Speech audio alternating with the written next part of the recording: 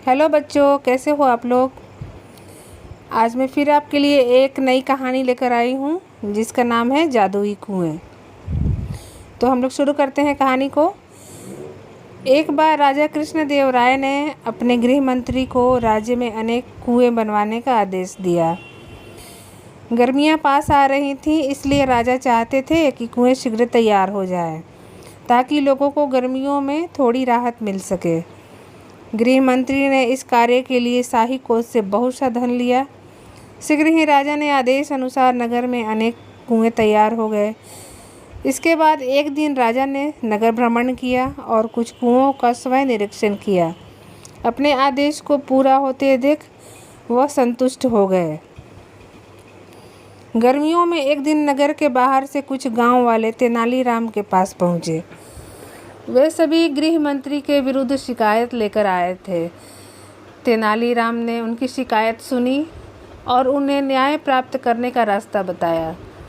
तेनालीराम अगले दिन राजा से मिले और बोले, महाराज, मुझे विजयनगर के कुछ चोरों के होने की सूचना मिली है। वे हमारे कुएं चुरा रहे हैं। इस पर राजा बोले, क्या बात करते हो तेनाली, कोई चोर कुएं को कैसे चुरा सकता है। महाराज, यह बात आश्चर्यजनक जरूर है, परंतु सच है। वे चोर अब तक कई कुएं चुरा चुके हैं। तेनालीराम ने बहुत ही भोलेपन से कहा। उसकी बात को सुनकर दरबार में उपस्थित सभी दरबारी हंसने लगे। महाराज ने कहा, तेनालीराम, तुम्हारी तबीयत तो ठीक है? आज कैसी बहकी बहकी बातें कर रहे हो। तुम्हारी बातों पर कोई भी व्यक्ति विश्वास नहीं कर सकता। महाराज, मैं जानता था कि आप मेरी बात पर विश्वास नहीं करेंगे, इसलिए मैं कुछ गांव वालों को साथ लाया हूँ। वे सभी बाहर खड़े हैं। यदि आपको मुझ पर विश्वास नहीं है तो आप उन्हें दरबार में बुलाकर पूछ लीजिए।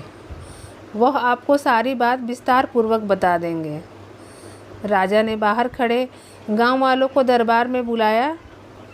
एक गांव वाला बोला, महाराज, गृह मंत्री द्वारा बनाए गए सभी कुएं समाप्त हो गए हैं। आप स्वयं देख सकते हैं। राजा ने उनकी बात मान ली और गृह मंत्री तेनालीराम कुछ दरबारियों तथा गांव वालों के साथ कुओं का निरीक्षण करने के लिए चल दिए।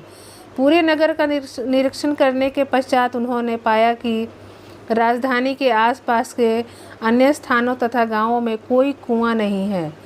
राजा को यह बात पता लगते देख गृह मंत्री घबरा गया। वास्तव में उसने कुछ कुएं को भी ही बनाने का आदेश दिया था। बचा हुआ धन उसने अपनी सुख सुविधाओं पर व्यय कर लिया, मतलब ख़त्म कर दिया। अब तक राजा भी तेनालीराम की बात का अर्थ समझ चुके थे। वे गृह मंत्री पर क्रोधित होने लगे। तभी तेनालीराम बीच में बोल पड़ा, महाराज, इसमें इनका कोई दोष नहीं है। वास्तव में वे जादुई कुएं थे जो बनने के कुछ दिन बाद ही हवा में समाप्त हो गए। अपनी बात समाप्त कर तेनालीराम गृह मंत्री की ओर देखने लगा।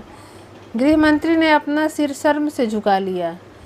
राजा ने गृह मंत्री को बहुत डांटा तथा उसे 100 और कुएं बनवाने का आदेश दिया।